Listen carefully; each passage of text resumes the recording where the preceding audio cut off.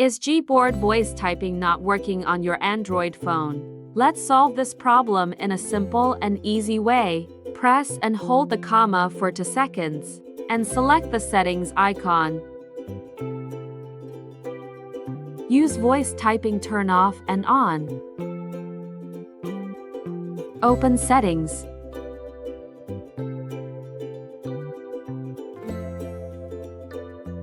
Search Gboard.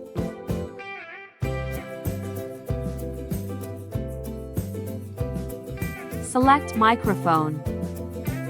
Allow only while using this app.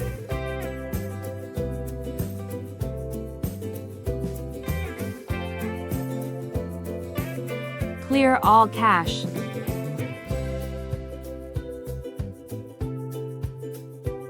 Go to General Management.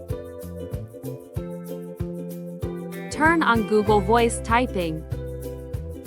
Select Gboard as the default keyboard. Restart your phone.